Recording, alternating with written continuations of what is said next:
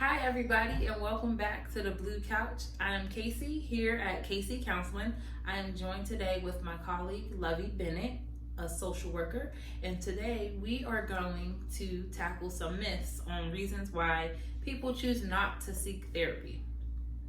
So, what are some myths that you often hear why people choose not to come to treatment? A common one I do hear is that the information isn't confidential. And we all know that's not really true because before you become a client, you have to sign all kind of forms talking about confidentiality and informed consent and what cannot be disclosed. And we all have different codes of ethics, whether we're a social worker, whether we're counselors, whatever we are, we have different code of ethics that we have to adhere to. Absolutely, and those lovely words HIPAA that we all have to abide by. So don't let confidentiality be a barrier to why you don't seek professional or personal development, because what you share during your sessions will always be held to the utmost confidentiality. And I mean, that's just a one. What's some other ones that you hear? That therapy is expensive. Therapy is expensive. It is. It could be expensive, but there's different avenues that we can take, and sometimes depending on where you are, the prices are different as well. Absolutely. There's always resources available. If you do the work, you'll see that therapists offer sliding scale fees. We understand that not everybody has insurance, and some people don't want to go through their insurance. So there's always a sliding scale fee. There are agencies who offer pro bono services. So if you want the treatment, it's out there for you. You just have to do the work to find it. Mm-hmm.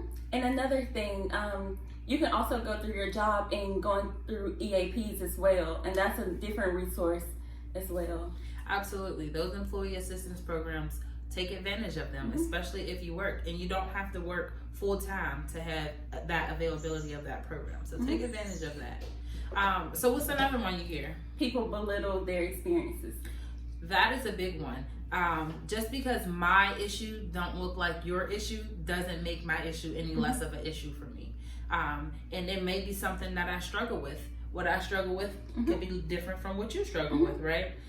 Do you see that often? Yes, and I love to use the analogy, just because it looks like I have a mountain to your ant pile doesn't mean I'm not tackling mine different or you're not tackling yours different.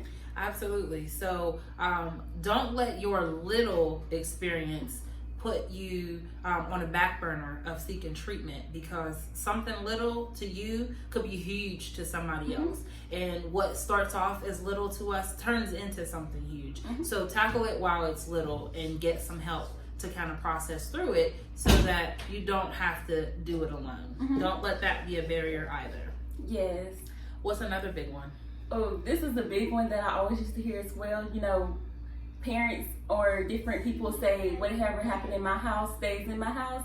So, we're kind of raised not to talk about different things. Yes, especially in the Black community. Yes, especially. Don't tell the things that you hear going on in my house. What is a problem with that? That, it kind of keeps secrets, and it also develops generational curses as well. Yes, so when we talk about generational trauma, that is a traumatic experience that a lot of us went through that we don't recognize as trauma, right? So things go on in the house and we don't talk about them. Those things could have been sexual abuse. Those things could be physical abuse, emotional abuse. If we don't talk about it, who's left to carry it? And those kind of things also manifest in different areas of our lives as well. So we don't know that we're taking that from relationship to relationship, situation to situation until we deal with it. Absolutely. So then we start to see these negative patterns in different relationships or areas in our lives that seem like I always choose the same people or I always go through the same thing. It's because it stems from somewhere and we learned not to talk about it. So because we didn't talk about it then, we don't know how to deal with it now. Yes. So talk about it. Find you a therapist and talk about it. What's another one? Let's tackle one more.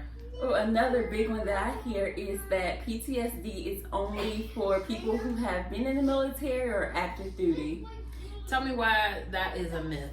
It is a myth because PTSD, if you've been through a traumatic event, you can have that diagnosis along with every other criteria that's for that diagnosis. So basically, just because you've been through something quote unquote traumatic doesn't necessarily mean you'll get that diagnosis.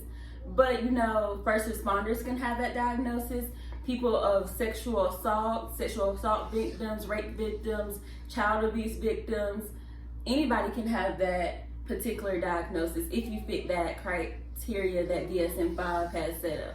Right. So don't just listen to the things that you hear.